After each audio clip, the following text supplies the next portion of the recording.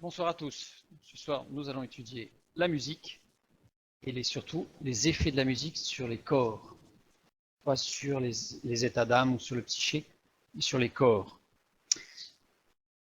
Donc, la première chose, pour comprendre la différence entre un corps vivant et un corps inerte, mort, ce sont les régénérations cellulaires.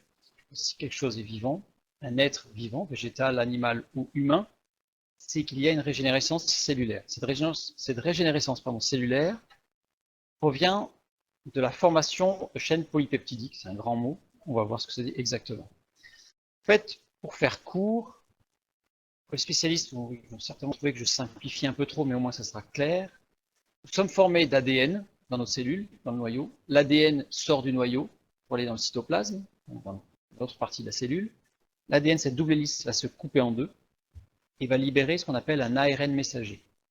Cet ARN messager est représenté rapidement ici en rose sur l'écran. Et sur cet ARN messager va se coller, on va dire, un ribosome.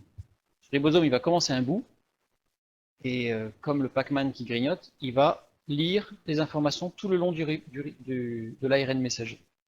Et à chaque étape, à chaque cran, chaque fois qu'il avance, il lit une information qui lui dit il faut rajouter un acide aminé. Donc ici, c'est ce qui est représenté. Nous avons ici le codon initiateur, donc c'est pour le début, et il va prendre un acide aminé qui va être dans l'organisme. Ensuite, il va avancer d'un cran et il va associer un deuxième acide aminé, puis encore un cran, un troisième acide aminé, etc., etc., pour former une chaîne d'acides aminés, que l'on qu'on appelle une chaîne polypeptidique. Donc, c'est ce qui est représenté au fur et à mesure du déplacement. Et arrivé au bout, on a un codon stop qui dit que c'est la fin. Et à ce moment-là, ça se détache et ça forme une protéine, une cellule, une hormone, bref, de quoi régénérer le corps humain. Donc c'est à partir de là, tous les êtres vivants ont cette même mécanique de régénération. Quand un végétal, un plant de haricots, un arbre, un animal ou un être humain, c'est ainsi, et cela se produit des milliers de fois par seconde, évidemment, dans notre corps. Tous nos organes se régénèrent comme ça, à chaque instant qui passe. La mort, c'est quand justement il n'y a plus cette régénération. On appelle ça, en chimie, en biologie, la traduction, pour être précis. Il existe 300 acides aminés dans la nature. Mais 20 seulement sont directement spécifiés par un codon d'ADN ou d'ARN. C'est-à-dire qu'il n'y en a que 20 pour tout le règne vivant. Il n'y en a que 20 qui permettent de régénérer les cellules et de créer des protéines à la base même de la vie. Il n'y en a que 20 sur les 300. Les 300 sont utilisés pour construire, mais elles ne sont pas au niveau du codage de l'ARN messager. Il n'y en a que 20. Plus 2 qui sont extrêmement rares. C'est 22. On parle surtout de 20. Qui sont, voilà, je mets quelques détails de temps en temps comme ça, mais qui sont insérés pour des codons stop particuliers à la fin de certaines chaînes. C'est très très particulier, c'est assez rare. C'est pour des protéines très particulières que l'on ne voit que très rarement. Donc, j'ai représenté ici les 20 acides aminés que l'on peut trouver dans la nature, sachant que sur ces 20-là, l'homme en utilise que 8, on va le voir. Nous, on n'a besoin que de 8. Et parmi ces 8, il y en a quelques-uns qu'on ne fabrique pas. D'où l'intérêt de manger équilibré pour les avoir. Si on ne mange pas équilibré, si on ne reçoit pas les acides aminés nécessaires, certaines chaînes polypeptidiques risquent d'être défectueuses, voire de ne pas fonctionner du tout. Alors, une petite remarque, je fais une petite parenthèse. Il y a des noms là, sur l'écran, donc l'alamine, l'arginine, etc. Et il y a un L devant. C'est-à-dire qu'en fait, ces acides aminés, ces molécules, sont orientées. Elles sont lévrogires, c'est-à-dire qu'elles sont orientées d'un côté droit, et il existe des cellules, des molécules dextrogires. La différence entre les molécules naturelles que l'on peut trouver dans la nature et celles que l'on fabrique au niveau chimique, c'est l'orientation. C'est-à-dire qu'en chimie, on ne sait pas faire du lévrogir, on ne sait faire que du dextrogir. D'où la nécessité d'avoir des ajouts. Je donne un exemple. la vitamine C. C, quand vous mangez de l'acérola ou une orange, la vitamine C, c'est de la L-ascorbique. Elle est lévrogire, puisqu'elle est naturelle. Quand vous prenez un cachet de vitamine C, pardon, qui vient de pharmacie, c'est de la dextrogire. C'est de l'acide D-ascorbique. Comme la D-ascorbique n'est pas assimilable par notre corps, on est obligé de rajouter des éléments chimiques qui vont casser la molécule pour qu'on puisse la digérer. C'est pour ça que la vitamine C en cachet est très dangereuse si on en prend plus d'1 gramme par jour, alors que si on prend de la vitamine C L-ascorbique naturelle, on peut en prendre 80 grammes par jour en musculaire. Voilà, c'est la petite différence. C'est très important parce que ça veut dire que s'il nous manque des acides aminés, ce n'est pas forcément en prenant de la chimie qu'on va réussir à se rééquilibrer au niveau acides aminés. Bien le comprendre. Je continue. Donc les deux qui sont rares, je les ai rajoutés ici. Voilà.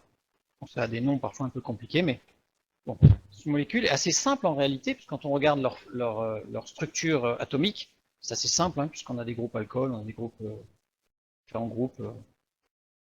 Ça c'est simple. L'homme en a besoin de 8. C'est-à-dire que l'homme en a besoin de 8, mais certains animaux vont en prendre d'autres. Les plantes en ont besoin aussi. Nous, en tout cas, on en a besoin sur les 20, on a besoin de 8. Donc, ça ne sert à rien de prendre, par exemple, de l'arginine ou de l'alanine. Ce sont des acides aminés qui ne nous serviront à rien. Quand il nous faut absolument les 8. Maintenant, regardons un petit peu plus près. On a bientôt fini avec la biologie. Un tout petit peu. Je représentais en jaune sur l'écran un ARN messager avec un ribosome. Le ribosome, il lit une information. Il lui faut un acide aminé. Il va donc attraper un acide aminé. Et cet acide aminé, au moment où il s'accroche, il se met à osciller. Les oscillations. C'est toute la différence entre une particule qui est corpusculaire, donc qui est matière et qui bouge, et une particule ondulatoire. Là, elle se met à onduler, donc elle émet un son. Elle émet une fréquence au niveau de l'oscillation. La fréquence d'oscillation dépend principalement de la masse de l'acide aminé, évidemment. Pas uniquement, parce que aussi les charges électriques, et donc ça c'est très très important. Mais aussi de sa structure moléculaire, évidemment. Plus elle va être longue, tassée, s'il y a des branches qui vont être un peu excentrées, etc. Ainsi, chaque acide aminé possède une fréquence d'accrochage. Et ce qui est assez extraordinaire, c'est que chaque acide aminé a sa fréquence d'accrochage. C'est-à-dire que à chaque fois que cet acide aminé va s'accrocher, comme les pendules en physique exactement, à chaque fois que cet acide aminé va s'accrocher, autant chez un plant de haricots que chez une vache ou que chez un être humain, va osciller à la même fréquence. Donc une chaîne polypeptidique possède de 10, c'est pour les plus courtes, à plusieurs centaines d'acides aminés accrochés les uns aux autres. Ça veut dire que quand la chaîne va se construire, en fait, on va voir tout un tas de sons. C'est-à-dire une mélodie. On appelle ça une mélodie quantique. C'est un niveau quantique, c'est un niveau moléculaire, atomique. Donc, on parle de polypeptides lorsque la chaîne contient entre 10 et 100 acides aminés, et on parle de protéines lorsqu'il y a plus de 100 acides aminés. Deux termes différents pour dire un peu la même chose, pour parler en tout cas des mêmes phénomènes. Donc, on comprend, à partir du moment où un être est vivant, se régénère, en fait, il y a des milliers de mélodies qui se jouent, en fait, au niveau atomique, dans son corps. Ça veut dire qu'en réalité, faire le silence, en réalité, dans le monde du vivant, il n'existe pas. D'ailleurs, il est bien dit au niveau quantique que si on imaginait un moment de temps, aussi petit soit-il, de silence, de vrai silence, le monde n'est plus. Et il ne repartirait plus. Tant que le temps minimum que l'on pourrait avoir, c'est 10 puissance moins 34 secondes. Voilà, au niveau quantique. Donc, voilà. Déjà, on perçoit un petit peu la musique, le lien entre la musique et la biologie. Donc, au fur et à mesure des accrochages moléculaires, nous avons une mélodie quantique qui se crée.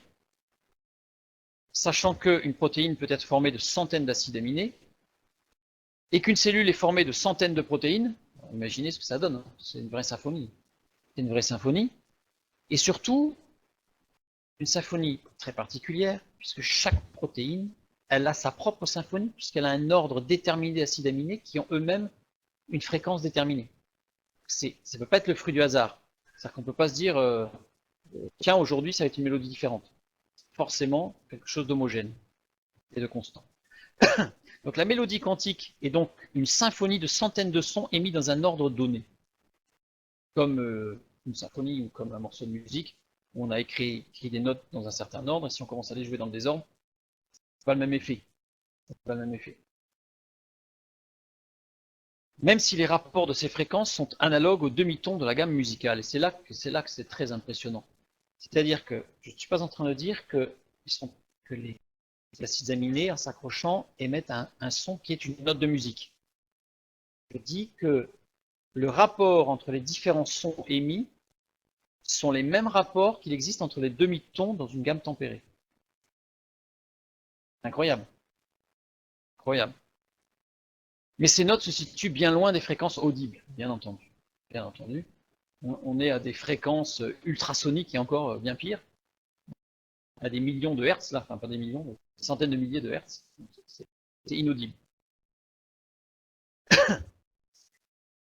Un dernier point sur la physique quantique. Grâce aux accélérateurs de particules, aujourd'hui, nous pouvons observer des dislocations atomiques.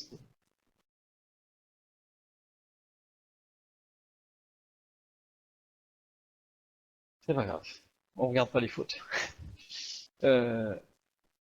Aujourd'hui, grâce aux accélérateurs de particules, on peut assister à des dislocations atomiques. Ça peut être on accélère des particules et on les fait se choquer à des vitesses extrêmement importantes, ce qui fait qu'elles se cassent, et on peut regarder ce qui se passe. Donc il se crée pendant une fraction de seconde de nouvelles particules et on les observe.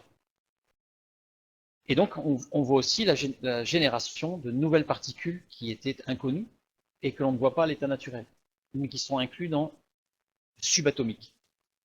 Voici par exemple une observation de trajectoire de particules.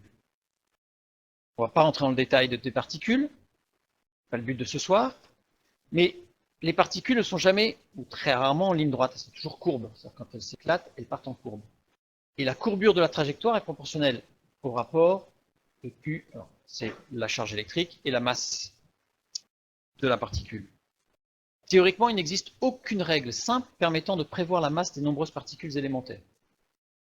Formule grande comme des 0 à 4, mais théoriquement, on ne peut pas prévoir les masses qu'auront ces particules. Et pourtant, qu'est-ce qu'on découvre? L'expérience montre que parmi toute l'infinité des valeurs possibles, seules sont observées les masses qui présentent entre elles des rapports de masse correspondant à quoi? À des intervalles musicaux de la gamme tempérée. C'est-à-dire que les particules qui se créent sont toutes, au niveau de leur masse, proportionnelles les unes aux autres, comme si c'était une gamme. On a le même rapport entre les tons et les demi-tons qu'on a entre les masses des nouvelles particules. Ce qui montre bien que l'aspect vibratoire ou ondulatoire subatomique est extrêmement important et fait partie même de la structure de tout ce que nous avons, de tout ce qui existe en matière, structure de la matière. Un exemple, là j'ai pris un exemple sur une gamme qu'on appelle, une particule qu'on appelle l'oméga moins, qui se trouve ici en fait, et on voit les rapports. Si on place les rapports sur une gamme, en fait, sur une portée, eh bien ça donne des notes. Ça donne des notes. Donc ça veut dire que la musique, ce n'est pas, on entend dire que la musique c'est passe-temps, c'est quelque chose qui n'est pas nécessaire, qui n'est pas fondamental, et pourtant la musique, c'est fondamental, parce que je dirais sans musique, le monde n'existe plus. Il n'y a plus que la mort. Il n'y a plus rien de vivant. D'où l'importance de la musique. On appelle ceci des ondes d'échelle et quantique. J'en ai fini avec la physique quantique. C'est bon. Oui. Est-ce que ça n'a pas à voir avec la théorie des cordes? Parce que la théorie des cordes, en fait, n'influe pas, enfin, je dirais, ça n'a pas à voir avec la théorie des cordes, mais il y a quand même un aspect qui le rejoint, c'est l'aspect ondulatoire. Puisqu'en fait, la théorie des cordes dit qu'on est dans un univers à plus de, communément, on dit qu'on est dans un univers à 4 dimensions. La théorie des cordes dit qu'on est dans un univers à 12 dimensions. Alors, il y a des désaccords, hein, puisqu'en fait, tous les scientifiques ne sont pas d'accord sur les 12 dimensions. On va dire qu'on est dans un univers entre 9 et 12 dimensions, dont certaines dimensions sont compactées, et on ne peut pas en avoir conscience. Alors, ça, c'est un autre domaine. On va en parler après dans les questions, si vous voulez. Donc, ça n'a pas vraiment de lien avec la théorie des cordes. Oui, Elena?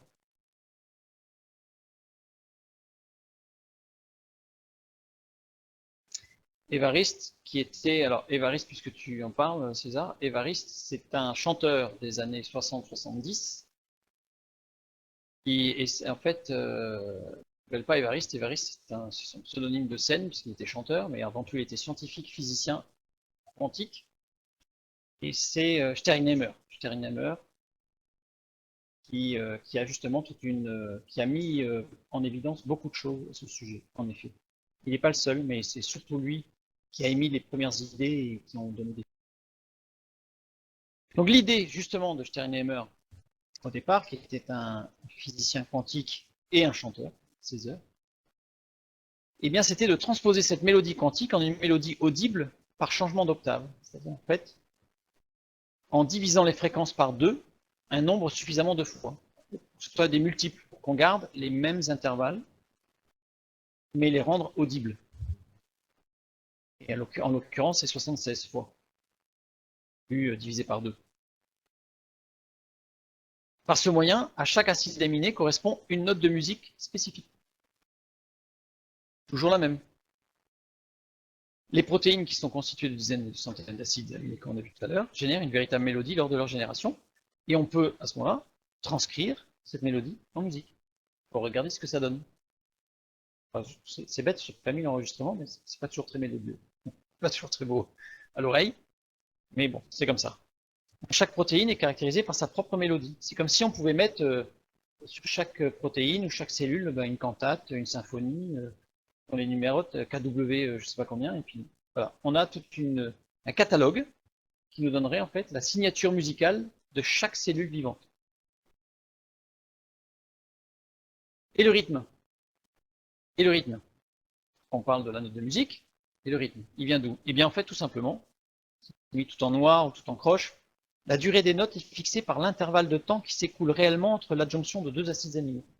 En fait, ce n'est pas forcément régulier. C'est-à-dire que la chaîne polypeptidique, elle ne se fabrique pas de façon comme un métronome, pom, pom, pom. Ça peut être pom, pom, pom, pom, pom, pom, pom, pom. Voilà. Donc, on a aussi un rythme à respecter. Aussi un rythme à respecter, qui en règle générale est assez simple. On a rarement ternaire, choses proches, double pointées, on a des choses assez simples, fort heureusement. Donc, les protéines émettent une mélodie quantique, et inversement, eh bien en fait, elles émettent un son, et on s'est rendu compte, et on va le voir après, qu'elles sont sensibles au son qu'elles reçoivent aussi. C'est-à-dire qu'en fait, c'est réversible. C'est réversible. Une protéine résonne avec sa propre protéodie. Protéodie, c'est le nom que l'on donne à une mélodie d'une protéine. Voilà. C'est le nom qui a été donné. Donc une protéodie. Protéine, mélodie. Concaténation des deux. Protéodie, justement, la mélodie quantique, la mélodie qui correspond à la mélodie quantique. Une protéine se développant dans sa propre mélodie protéodique, c'est-à-dire on connaît certaines protéines, on ne les connaît pas toutes parce que c'est assez long, mais on connaît certaines mélodies de la protéine, et si on met un environnement sonore où on joue cette mélodie à la protéine, eh bien on se rend compte que la protéine, elle accélère sa synthèse. Elle se fabrique beaucoup mieux, beaucoup plus vite. Elle est favorisée, elle est stimulée. Donc, en divisant 76 fois par 2, on obtient une échelle de son, qui est la suivante. Donc là, on va pas... En fait, tous les acides aminés, en fait. Alors, est-ce qu'on peut la ralentir? Eh bien, on va le voir, oui, on peut ralentir, oui. On va le voir juste après. Donc, on peut l'accélérer et on peut la ralentir. Donc, quand on dit que chaque acide aminé a sa propre fréquence, en fait, l'expérience montre que plusieurs acides aminés ont la même fréquence. Pourquoi? Parce qu'ils ont des structures qui sont très proches et ils ont des masses qui sont très proches. Donc du coup, on n'a pas 20 notes de musique, on va en avoir beaucoup moins, puisque vous voyez, celles qui sont en rouge, écrites en rouge, c'est celles dont l'homme a besoin. Voilà, donc ici on a toute une gamme en fait de notes qui arrivent.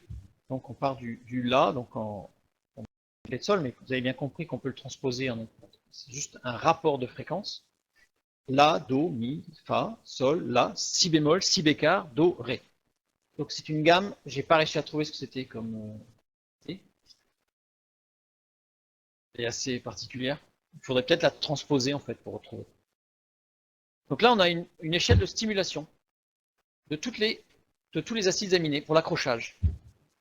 C'est-à-dire que si on joue cette note-là par effet d'échelle de fréquence, l'acide aminé va s'accrocher beaucoup mieux, beaucoup plus vite s'il est dans le silence. Les harmoniques.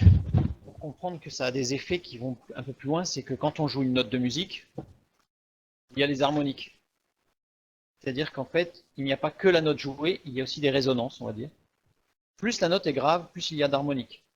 Donc il est dit qu'une oreille exercée d'excellents musiciens peut entendre parfois jusqu'à 5, 6, j'ai même entendu dire peut-être même 7 harmoniques. Parce qu'il faut avoir une oreille extrêmement travaillée à ce sujet. En tout cas, on peut facilement en entendre 2 ou 3. Donc, plus la note est grave, plus il y a d'harmoniques. Là, j'ai mis un exemple en fait d'une harmonique très très basse, parce que c'est l'une des dernières notes du piano. Et toutes les harmoniques que l'on entend. Alors, vous remarquez que le trait rouge n'est pas exactement sur les notes, et qu'il y a en dessous ici 2C, 14C, 2C, 31C. Ça représente des centièmes de ton. En fait, l'harmonique n'est pas forcément juste. Ce sont des centièmes de ton, ici, qui permettent de voir qu'il y a des petits décalages. Donc voilà, j'ai mis une petite remarque sur les 7e et les 11e harmoniques, ne correspondant pas à des notes utilisées en musique occidentale. Elles sont en dehors du cycle des quintes.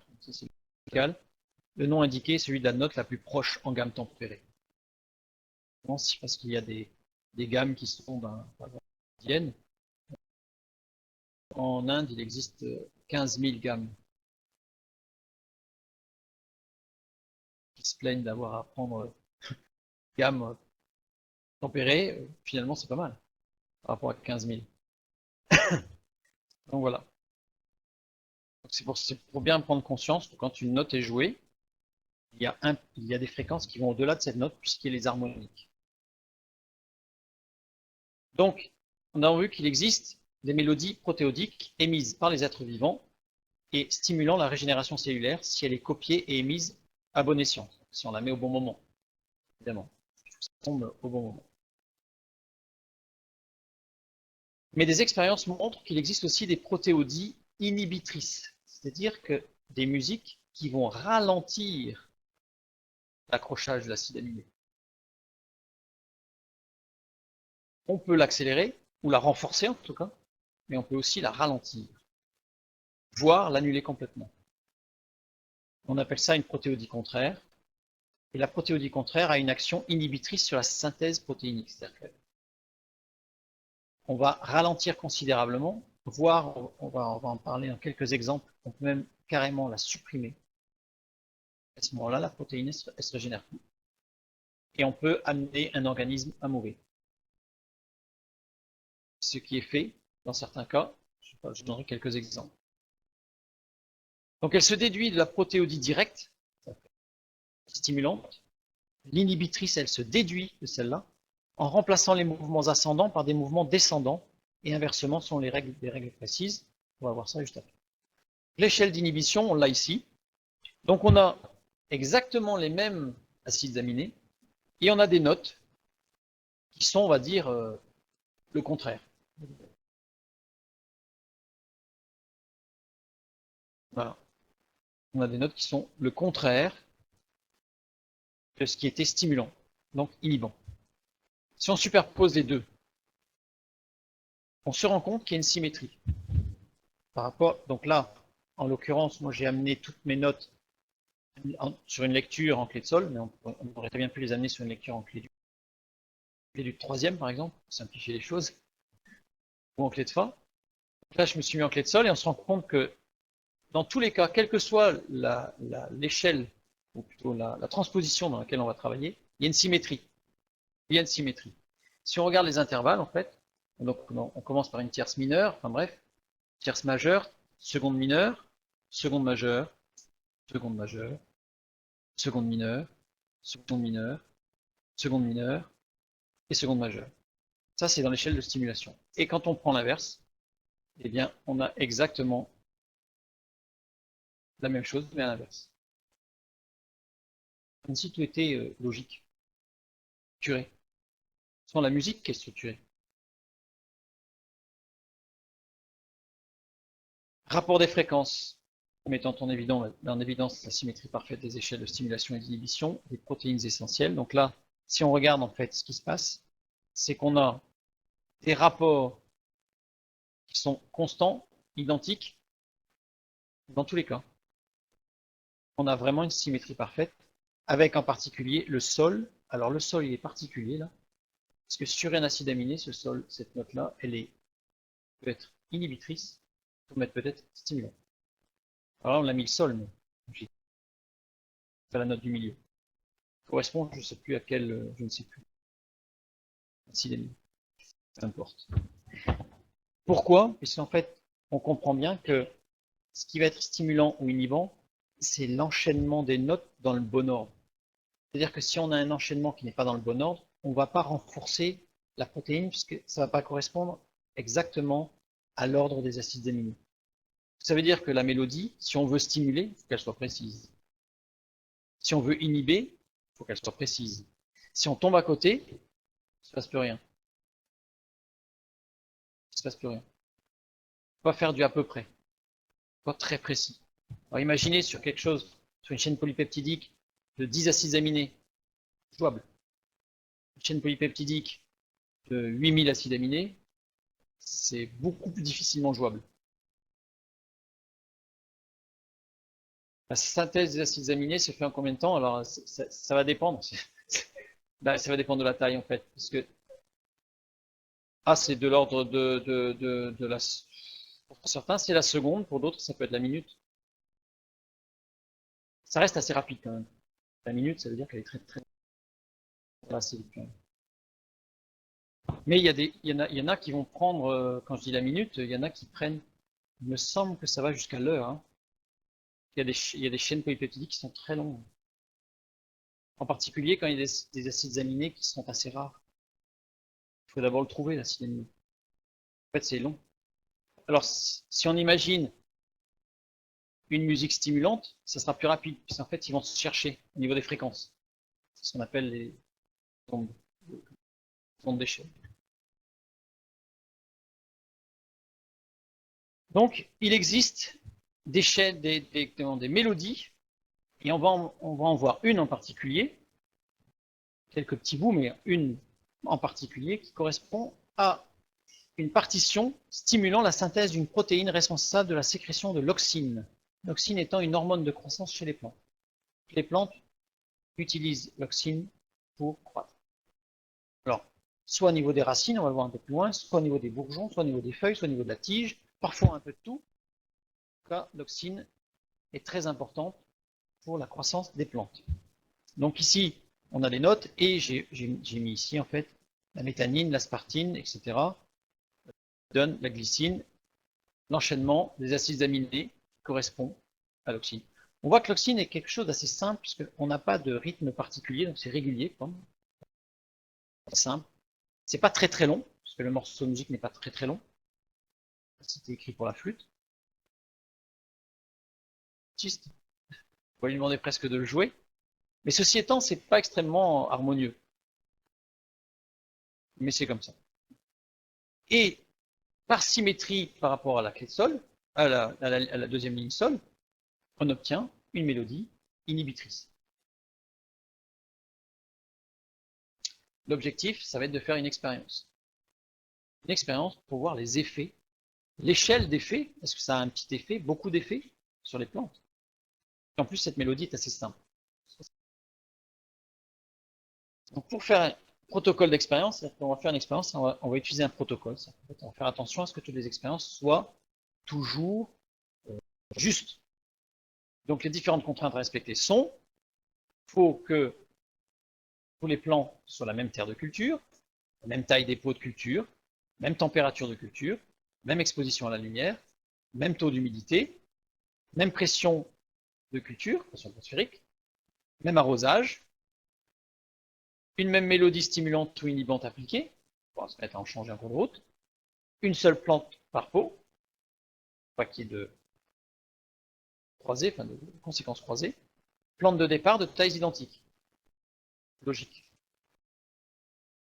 Expérience 1, effet d'une mélodie stimulante et d'une mélodie inhibante. Donc on prend 3 plants de haricots. Pourquoi le haricot? Parce que ça pousse un peu plus vite qu'un chêne. Donc on voit les effets un peu plus rapidement. Qui veulent essayer sur le chêne, ils peuvent, mais ça risque d'être assez long au niveau de faire un compte rendu des effets de l'expérience. Donc on va prendre le plant de haricot qui pousse assez facilement. Donc on en prend 3. On va mettre un plant sous stimulation musicale, un plant témoin, lui on va rien lui faire du tout, on va le laisser pousser normalement, et un plant sous inhibition musicale. On va faire passer la musique dont on a parlé tout à l'heure, ces deux partitions, on va les jouer. On va les jouer. Après 8 jours de protocole, c'est court, c'est l'intérêt du haricot par rapport au chêne. 8 jours de protocole, qu'est-ce qu'on obtient? Eh bien on obtient ceci.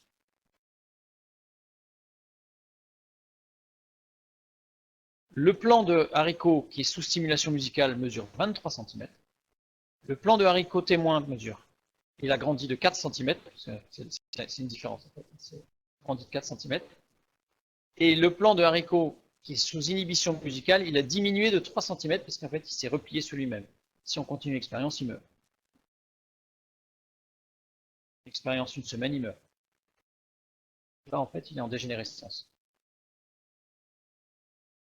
Première expérience assez probante. Expérience que l'on peut reproduire à plusieurs reprises, on obtiendra approximativement les mêmes effets. Oui.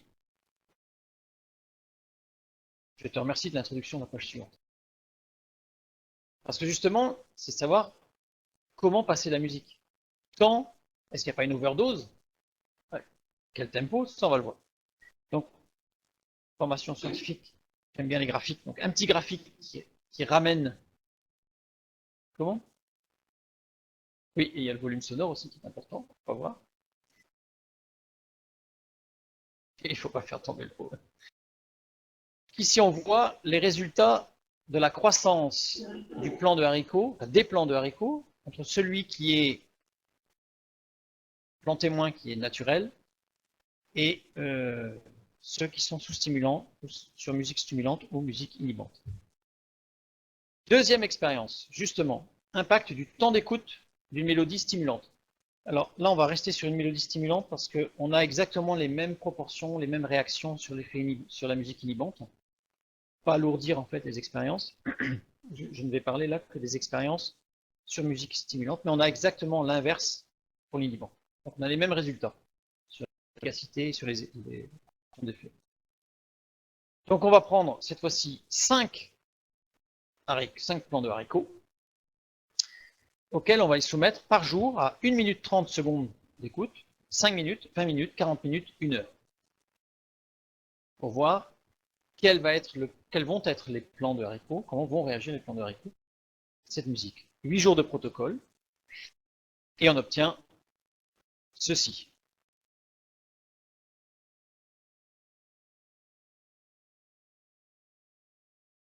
Ça veut dire que on se rend compte que c'est le plan numéro 2 qui va bénéficier le plus, donc c'est 5 minutes par jour. 5 minutes par jour. C'est pas énorme. Pas besoin d'un temps excessif. 5 minutes par jour. Alors, d'autres expériences montrent qu'en fonction de la chaîne polypeptidique, si elle est plus ou moins longue de la protéine, parfois il est plus intéressant, là je n'ai pas les résultats d'expérience, sur 2 fois par jour 5 minutes. En fait, il semble que 2 fois par jour 5 minutes, à 12 heures d'intervalle, plus efficace qu'une fois 5 minutes ou qu'une fois 10 minutes. Si la répétition... Là, c'est peu de temps d'exposition, c'est à peu près 5 minutes. 5 minutes. Donc, à nouveau, un petit graphique qui montre ce que ça donne. Alors, on voit qu'il arrive un moment, en fait, voilà, 1 minute 30, c'est bien, 5 minutes, c'est mieux, et après, c'est un effet négatif. Ça fait une overdose, quoi. Alors, comme on parle de l'oxine, il faut aussi savoir que l'oxine, comme j'ai dit tout à l'heure, là, on a une mesure de l'effet de la musique stimulante sur une croissance aérienne, mais on n'a pas regardé l'effet sur les racines, par exemple. Or, on sait que l'oxine, en fonction de la densité, ici en grammes par mol, de la densité de l'oxine dans la plante, ça va favoriser soit la pousse des racines, soit la pousse des bourgeons, soit la pousse des tiges. Si on veut obtenir quelque chose de grand, par exemple faire pousser du maïs dans un champ, en fait, il faut bien gérer l'oxine, parce qu'il faut faire attention de ne pas trop stimuler, auquel cas on va avoir des plants de maïs énormes, avec des feuilles énormes, mais on n'aura pas de fruits. C'est-à-dire que pour montrer qu'il faut faire attention. En tout cas, pour l'expérience, c'est suffisamment probant. On a le même cas chez l'être humain. On a des hormones ou des protéines qui, par exemple, l'exemple le plus frappant, c'est chez la femme enceinte, c'est la même protéine qui va déterminer les contractions, qui va déterminer l'ouverture du bassin, qui va ensuite déterminer la fermeture du bassin, qui va ensuite faire la montée de lait, et qui va ensuite faire de légères contractions au niveau de l'utérus pour refermer. C'est la même protéine, mais à un moment différent. Honnêtement, on ne sait pas pourquoi. C'est orchestré. Je pense que tout ça, c'est une question de rythmique, de tempo.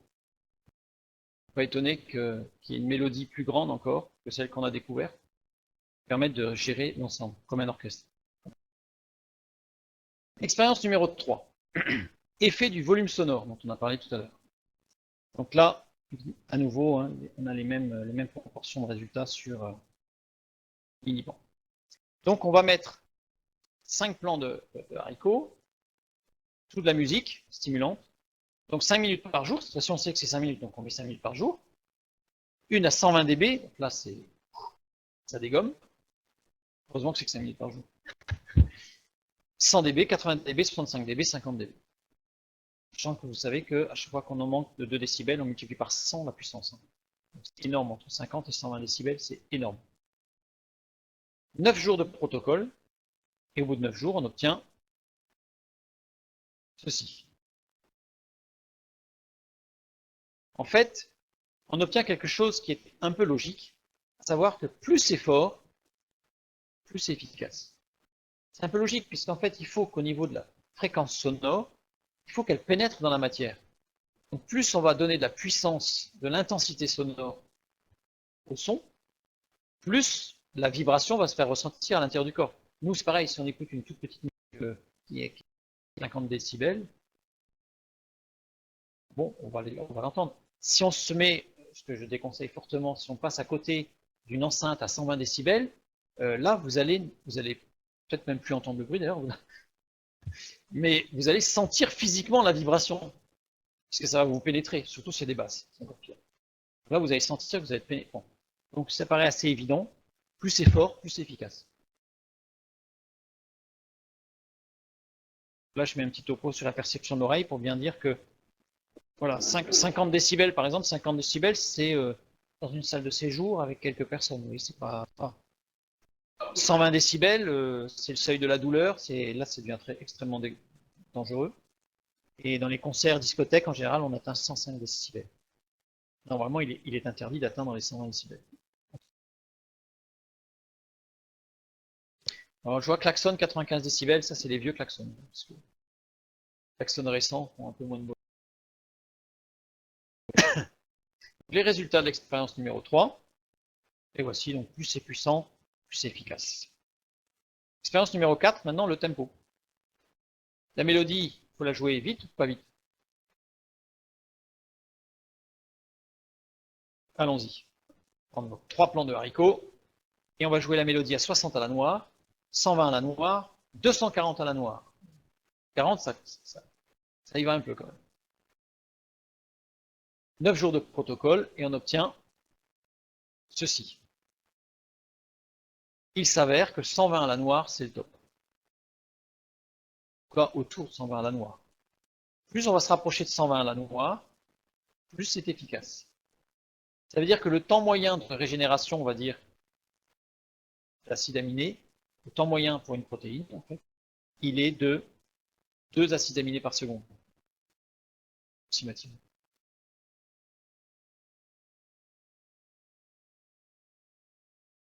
Voilà les résultats. Maintenant, on a vu les effets, on a vu la physique quantique, voilà, c'est formidable. Maintenant, regardons un petit peu les effets sur nous. Alors, sur le plan de haricot, ça va. Au niveau du psychique du plan de haricot, ça va aller, ça va aller. Regardons sur nous l'effet de la musique. J'ai pris une musique, partition, c'est connu, le canon de Pachelbel. Pachelbel, écrit comme son nom l'indique par monsieur Pachelbel, basé sur une répétition de 8 notes. Et ces 8 notes-là correspondent exactement à la protéine d'activation de la GTPase. La GTPase, c'est quoi? C'est ce qui permet d'activer les circuits enzymatiques de régulation du métabolisme et de la biosynthèse chez l'être humain. Incroyable. Canon de Pachelbel écrit au XVIe siècle. C'est le canon de Pachelbel. Voilà la partition. Bon, juste, je vais mettre un tout petit peu le morceau du canon.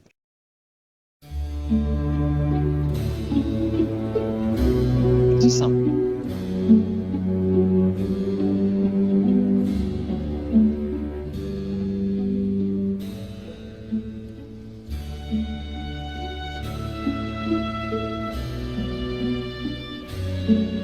Là, parce que dormir à l'auditoire. C'est magnifique. C'est une musique qui a la réputation d'être relaxante. Mais c'est quand même assez extraordinaire que cette répétition de 8 notes corresponde exactement à... Parce que, en fait, cette protéine de la GTPase, en fait, c'est 8 acides aminés qui vont se répéter.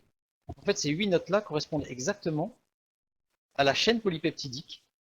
Ça veut dire que si on l'écoute, on va avoir forcément notre corps, de façon inconsciente, hein, va être stimulé dans la régénération de la protéine GTPase. Ça veut dire quoi? Ça veut dire qu'en fait, cette protéine va aider notre corps à se réguler au niveau du métabolisme et de la biosynthèse. Toutes les réactions chimiques, toutes les réactions nécessaires pour la digestion, pour le rythme cardiaque, ce qui fait chaud, ce qui fait froid, etc. etc.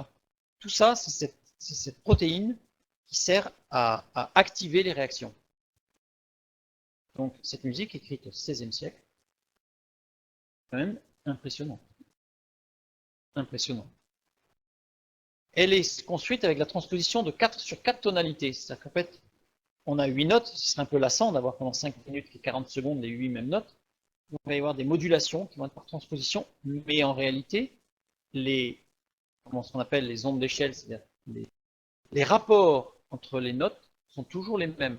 Donc ça change de note, mais les rapports dans la chaîne des 8 sont tous les mêmes. Donc toute cette musique, elle est stimulante. Là, j'ai mis 4 tonalités avec la construction de Pachelbel en rouge le premier thème, en violet le deuxième thème, en bleu les basses et en noir du remplissage harmonique. En fait, ce qui est important, c'est le rouge et le violet, où on va avoir toute la amplifiée par les basses, parce que comme on l'a vu tout à l'heure, les basses ayant des fréquences de résonance harmoniques, eh bien on se rend compte que les basses choisies ici par Pachelbel au niveau des harmoniques, vont renforcer le thème initial, au niveau du rapport de fréquence. C'est-à-dire que c'est une extrême précision.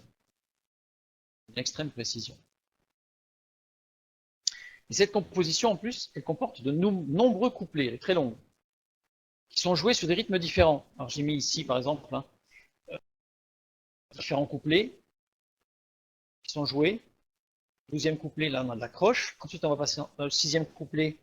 Je l'ai mis dans l'ordre pour montrer l'évolution. On est en double croche. Et on va finir par de la triple croche. Ça veut dire quoi? Ça veut dire qu'en fait cette musique, quel que soit le rythme à lequel on le prend, il arrivera un couplet où on sera aux alentours de 120. On le prenne lentement ou un peu plus rapidement. C'est-à-dire dans sa structure même, c'est comme si Pachelbel avait voulu écrire une musique, faire du bien à ceux qui l'écouteraient ou qui la joueraient, pour être sûr que ça leur fasse du bien, au bon rythme. Et bien, il y a les strophes, elles sont à des rythmes différents, ce qui fait qu'il y en a au moins une des strophes qui va tomber pile poil dessus. Quand même très impressionnant. Très impressionnant. Maintenant, j'ai pris une musique moderne, assez récente. Hang Up. Hang Up de Madonna. Alors, pourquoi j'ai pris ce morceau? Pas forcément ma tasse de thé. Pourquoi j'ai pris ce morceau? Parce qu'en fait, ce morceau, c'est une reprise du groupe ABBA, dans un style un peu différent. Il a été repris par Paul Weller, il a été repris par Giorgio Moroder, il a été repris par les Fugees et il a été repris par Britney Spears.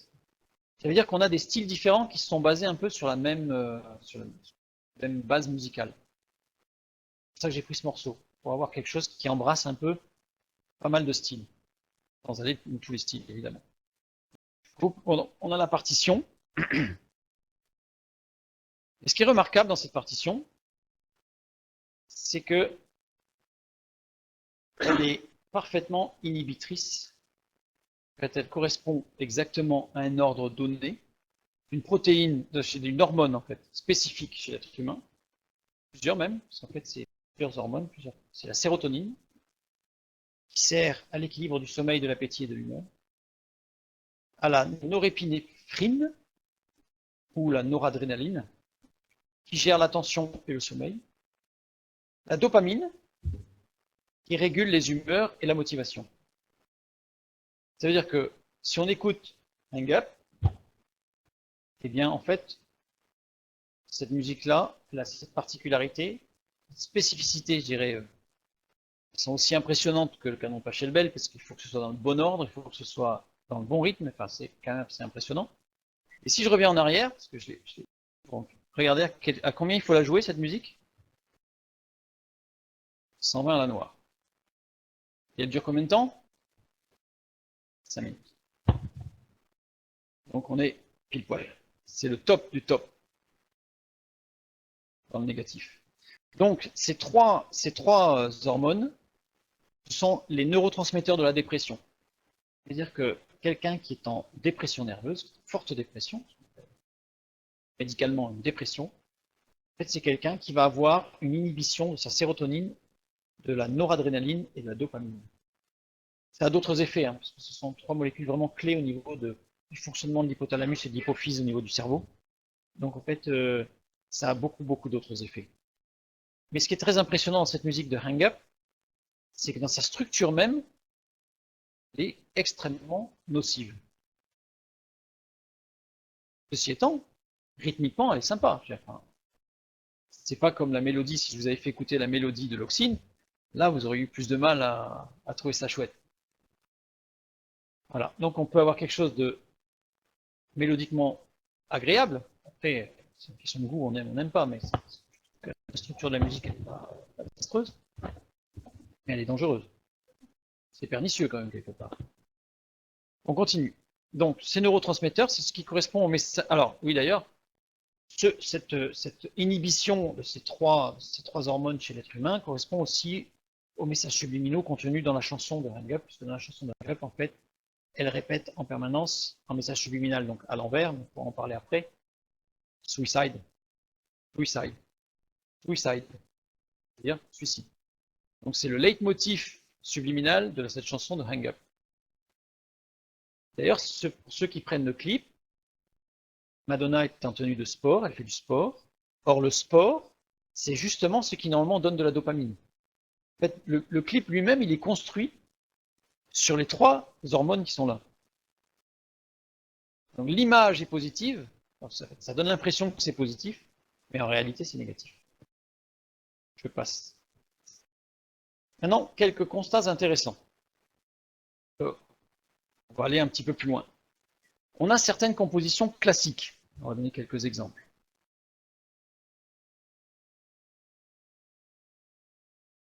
Certaines compositions classiques qui ont des mélodies protéodiques. Quand je dis classique, c'est en général. Hein, c'est comme je disais tout à l'heure, c'est rock, romantique, classique. J'englobe tout ça. Ces mélodies protéodiques qui sont sans effet sur l'homme. Je donne un exemple.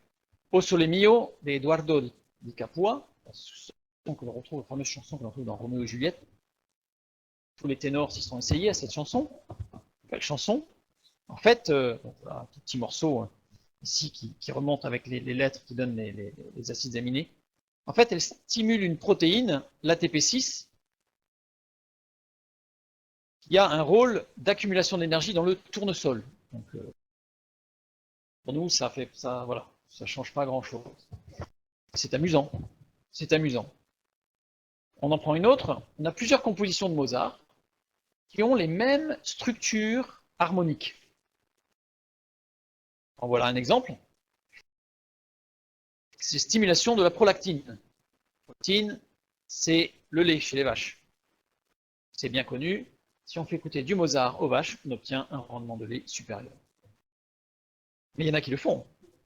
Il y en a qui le font. Et ils ont mesuré qu'on est, je veux même te dire, qu'on est à 0,73 litres par vache de plus. C'est non quand même. On le sait. On le sait.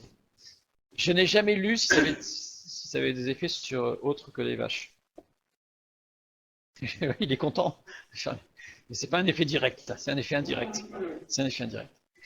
On a certaines mélodies protéodiques dans la musique classique qui ont un effet sur l'homme. Alors, Bach, Jean-Sébastien Bach, lui, c'est exceptionnel, puisque toutes ces mélodies sont bénéfiques pour l'homme. C'est-à-dire que vous prenez du Bach, n'importe quoi de Bach, vous faites du bien. Des fois, pas du bien nerveusement. Personnellement, j'ai du mal avec les fugues pour orgue de Bach, j'ai beaucoup de mal. Mais mélodiquement, biologiquement, physiologiquement, on se fait du bien. Il n'y en a aucune qui est neutre ou négative. C'est le seul compositeur que j'ai vu comme ça. Seul. Les autres, comme j'ai mis quelques exemples, on en a quelques autres, hein, des exemples où on a on a, je ne sais plus dans quelle musique, on a une protéodie qui va favoriser la ponte des œufs chez les poules. Voilà. Curieux, c'est comme ça. Et on a un autre particulier, c'est Wolfgang Amadeus Mozart, qui lui a une composition particulière qui a un effet sur l'être humain, alors que ces autres compositions, c'est essentiellement la prolactine pour les vaches. C'est la messe de Requiem en ré mineur, alors elle, c'est terrible parce que elle agit sur les protéines, son action va faire que il va y avoir une baisse de l'assimilation des protéines dans le sang. Et par curiosité, cet après-midi, je me suis dit, mais au fait, Mozart, il est mort de quoi? Il est mort en écrivant ça, ce morceau-là. Il l'écrivait jour et nuit. Il l'avait en permanence. Il est mort d'une glomérulonéphrite chronique, c'est-à-dire d'un manque de fixation des protéines dans le sang. C'est quand même très impressionnant. Donc cette maladie lui a donné des œdèmes. Donc certains médecins de l'époque avaient diagnostiqué une méningite, mais en fait ce n'est pas une méningite, c'est que tout simplement, il n'arrivait plus à fixer les protéines. Et n'arrivant plus à fixer les protéines, en fait, tout son corps s'est complètement dégénéré. Il a fini très très mal physiquement, très malade. Il avait des œdèmes dont ça a commencé par les mains, les pieds évidemment, les extrémités, ensuite des œdèmes généralisés au niveau du cerveau, etc. C'était une catastrophe. Et je ne dis pas que c'est sa musique qui a amené ça, puisque sa musique, il a commencé à l'écrire, me semble-t-il, 89, 91. Or, il avait cette maladie déjà un peu avant. Mais ce qui est surprenant, c'est qu'en tout cas, il n'en est jamais guéri. Au contraire, et quand il a commencé à écrire ce requiem, ça a été la fin. Il s'en est jamais remis. C'est surprenant de voir que son écriture correspond exactement. Alors, est-ce que, faut être honnête, est-ce que c'est parce qu'il avait cette maladie que son intuition a été poussée à aller vers ce genre de choses? Ou est-ce que c'est l'inverse? Ça, on ne le saura certainement jamais. En tout cas, c'est surprenant de voir qu'il y a quand même une sorte de lien quelque part qui se tisse en filigrane. Maintenant, si je prends les compositions de la variété occidentale. Variété occidentale, je veux dire pourquoi je parlais occidental, parce qu'au niveau oriental, il y a une petite différence, une petite nuance à parler. C'est que j'ai regardé pas mal de musique, de variété, bon, un peu de tous les styles, hein, Mireille Mathieu, Nana Mouskouri, Jean-Jacques Goldman, Cabrel, j'ai regardé beaucoup, j'ai rien trouvé, ni stimulant ni inhibant, c'est-à-dire que c'est de la musique qui peut avoir un effet psychique parce qu'on aime, parce qu'on n'aime pas, parce que ça nous stresse, parce que c'est émotif, bref, toutes sortes de choses. Et physiologiquement, je n'ai jamais rien trouvé dans la variété.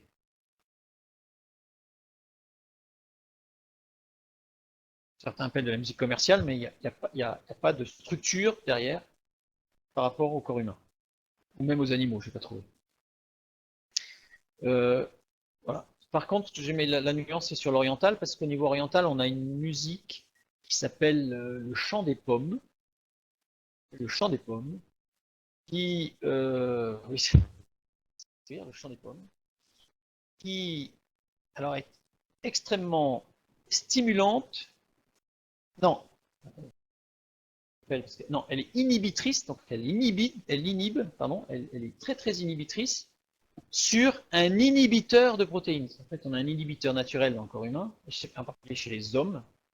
Et en fait, cette chanson, en inhibant cet inhibiteur de cette protéine, je ne me souviens plus son nom en mémoire, ça me reviendra, en fait, ça permettait à l'homme d'être beaucoup plus fertile. Ça a été un véritable tube pendant 15 ans au Japon.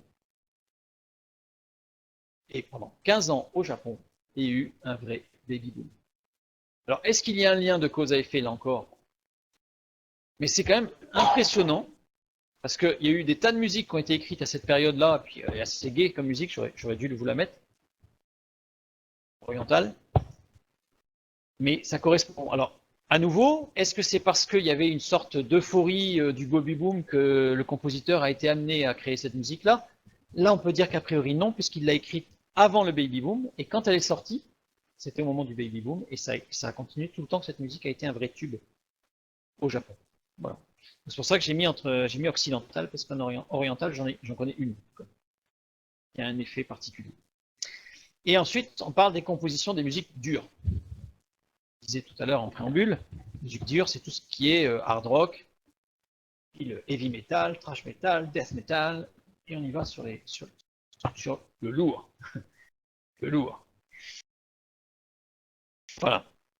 D'accord.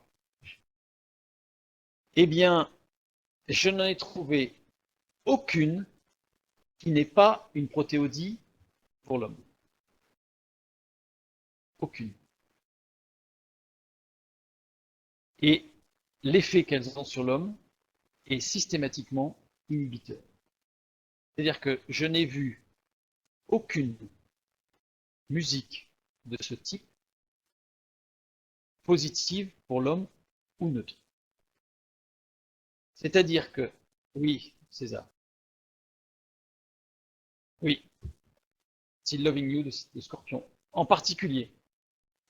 Alors là, il n'y a pas eu, oui, il y a eu, non, oui, là, ça stimulait pas la fertilité, puisque c'était inhibiteur, et ça jouait pas sur la fertilité, même si Loving You de Scorpion a une tendance à amener vers un rapprochement de deux êtres qui s'aiment, au niveau psychique cette fois-ci, mais au niveau, moi je parle de la structure, fréquence de résonance, donc, on appelle la mécanique quantique, hein, au niveau de ondulatoire de cette musique, elle est inhibitrice. Alors, la musique là, de mémoire, je ne pourrais plus te dire quelle protéine elle inhibe, parce que là on a parlé de Madonna tout à l'heure, mais l'album de Madonna, je ne sais plus combien de titres il a, il y en a pas mal, hein. Je vais regarder. eh bien, comment? Ouais, 10 ou 12, je sais plus, il y en a beaucoup. Chaque musique de son album est inhibitrice sur quelques protéines de l'être humain. C'est-à-dire que celui qui se prend l'album de Madonna le matin pour commencer sa journée, il écoute pendant 5 minutes, en général on l'écoute un peu musclé le son, un peu fort, il est bon pour la journée. Il est au top pour la journée. Alors, quand on lit certains rapports sur la musique, ce que j'appelle dure, avec des effets inhibiteurs qui sont parfois, là j'ai pris un exemple, Stairway to Heaven de Led Zeppelin, et on aurait pu en prendre plein évidemment, puisqu'il y en a énormément. Il n'y a rien d'étonnant à ce que, alors ça ne veut pas dire que c'est systématique, mais à ce qu'une frange de cette population qui en écoute énormément, qui se nourrit en tout cas de cette musique, soit quelque peu inhibée dans son expression globale. C'est-à-dire qu'on a rarement des gens qui écoutent cette musique-là, qui sont habillés de leur flashy, extrêmement exubérants, enfin, ça peut arriver. Hein. Mais globalement, et j'ai vu certains rapports médicaux, disaient qu'en fait, on avait une certaine déficience, par exemple, au niveau protéinique, au niveau de l'hémoglobine. On va voir, par exemple, sur Stairway to Heaven. Ici, en fait, c'est une inhibition du séquençage de l'hémoglobine. C'est quoi l'hémoglobine? L'hémoglobine, c'est ce qui transporte l'oxygène dans le sang. Ça veut dire que celui qui prend cette musique-là, en fait, ça veut dire que pendant plusieurs heures après avoir écouté cette musique, son corps va avoir du mal à se régénérer pour amener l'oxygène dans tout le reste du corps. Partout. D'où cette sensation parfois d'être fatigué ou d'avoir une pêche extraordinaire. Sous l'effet de la musique, oui, parce qu'on a un effet immédiat en fait qui fait que boum, on se prend un coup de fréquence. Donc au niveau ondulatoire, en fait, on démarre, mais après on est inhibé. Donc Stairway to Heaven, c'est au niveau du séquençage de l'hémoglobine. Donc l'hémoglobine étant constituée de 4 chaînes d'acides aminés identiques 2 à 2, et deux chaînes ont 141 acides aminés, ça n'est pas très grande en fait. Donc c'est-à-dire que c'est facile à faire. C'est pas comme une chaîne où vous avez 8000 acides aminés, là ça devient plus compliqué, parce que la mélodie, il faudrait qu'elle soit très très longue. Là, on a une mélodie qui n'a pas besoin d'être très très longue, et une autre chaîne qu'on appelle la chaîne bêta, qui fait 146 acides aminés chacune. Résultat, quand on prend une courbe, donc ici on voit la courbe rouge qui est la courbe normale de quelqu'un qui n'a pas qui n'a pas écouté un protocole plusieurs jours ce genre de musique, et en bleu celui qui a écouté la musique. C'est-à-dire qu'en fait il va perdre entre, alors ça va dépendre des personnes, puis de la puissance sonore, du temps d'exposition, mais celui qui va écouter Stairway to Heaven tous les jours va perdre à terme entre 5 et 15% de sa capacité d'oxygénation cellulaire.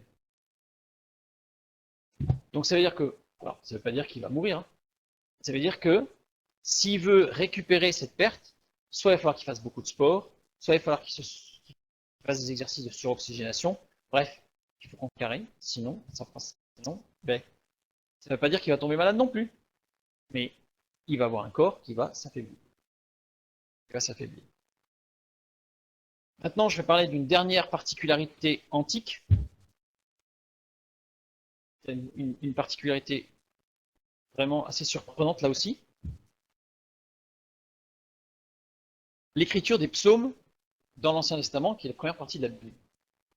Et en fait, les psaumes, c'était des textes écrits pour être chantés. C'était des chants. Donc la Bible, ceux qui ne connaissent pas bien, il y a partie de l'Ancien Testament et du Nouveau Testament. L'Ancien Testament ayant été, les écrits se sont étalés pendant 1200 ans, entre moins 1600 et moins 400 avant Jésus-Christ. Et le Nouveau Testament, c'est après Jésus-Christ, entre 35 et 100. L'Ancien Testament était recopié par des scribes, que l'on appelle aussi des massorètes. La différence, un scribe, c'est celui qui recopie in extenso sans rien rajouter, sans rien enlever, ça c'est le scribe, le recopie. Le massorète, c'est celui qui recopie in extenso sans rien changer, et qui dans la marge va rajouter des annotations pour comprendre, ou pour se rappeler. Et heureusement, puisque les massorètes n'ont pas transmis la musique des psaumes, c'est ce que je disais tout à l'heure, hein, c'est les juifs clairs, mais on a retrouvé un ancien codex massorétique, le codex Aleppo, donc qui date a priori entre 100 et 400 avant Jésus-Christ, sa datation. Et lui contient des notes marginales pour le chant. Ça veut dire qu'on a, en fait, c'est une femme, hein, c'est une archéologue, je crois que c'est une Allemande, qui a étudié, qui est musicienne, qui a étudié un peu ces annotations, qui sont un peu particulières, puisqu'en fait, il y a 20 symboles ou accentuations déterminant le chant. 20 symboles. Là, je les ai mis ici. Donc, on a des disjonctives et des conjonctives. On ne va pas rentrer dans le détail de l'hébreu ancien, parce que c'est un peu complexe.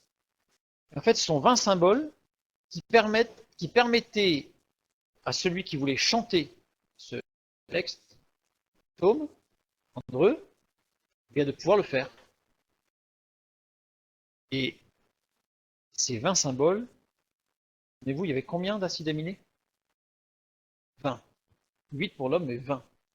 Et en fait, ces 20 symboles donnent uniquement que des champs protéodiques stimulants pour l'être humain. Ça fait partie, encore une fois, d'une particularité antique, parce qu'on a regardé un petit peu au niveau de différentes musiques. Là, on a une particularité vraiment spécifique, qu'on le retrouve d'ailleurs dans les textes de l'Ancien Testament, dans les psaumes, dans les proverbes, et un peu dans le livre de Job. Nulle part ailleurs. Donc voilà. Donc, voilà. Donc, par rapport à notre étude de ce soir, ce que je voulais mettre en évidence, c'était cette implication directe, de la musique, d'une façon générale, de la musique que l'on écoute, ou que l'on écrit, par exemple de Mozart, période de la fin de sa vie qui est assez particulière, et surtout, les aspects, je dirais, particuliers de certaines compositions, où, comme on l'a bien compris, il faut une extrême précision pour arriver à une mélodie stimulante ou inhibante. Si on rate une étape, ça ne marche plus. Il reste une question en suspens. Est-ce que tous ceux qui ont composé des musiques stimulantes ou inhibantes l'ont composé consciemment? Moi, j'ai une réponse. Déjà, quand on voit le canon de Pachelbel, je ne peux pas imaginer qu'au XVIe siècle, Pachelbel était conscient de ce qu'il écrivait. Maintenant, au temps moderne, certains m'ont dit, oui, mais maintenant, on sait. On sait, sauf qu'on ne sait pas tout. Donc, voilà. Il reste une question auquel on pourra essayer de répondre. C'est, ces écritures-là sont-elles conscientes ou pas? A priori, je dirais non. Au dire des compositeurs. Certains compositeurs ont parlé de leur composition. Il y en a beaucoup d'ailleurs qui en ont parlé de leur composition. John Lennon a beaucoup parlé de la façon dont il composait. Comment il s'appelle Ah, les noms. Dans ce coup là. Bah, Led Zeppelin aussi un petit peu, pas beaucoup. Il y a Joe Cooker, il y a Black Sabbath, on a Prince, on a celui qui a toujours des chapeaux là. Non, Michael Jackson, non, j'ai jamais rien lu sur ce qu'il a pu dire sur ses compositions, Michael Jackson. Un anglais, Elton John. Elton John a beaucoup parlé de la façon dont il écrivait. Bref, il y en a plein. Hein. Groupe Iron Maiden aussi, qui en a un tout petit peu parlé, pas beaucoup. Un petit peu. Bref, donc là, on peut se poser des questions. Maintenant, ce que je propose, c'est de passer à la phase des questions. Mais c'est pour voir s'il y a des questions, peut-être qu'il y en a.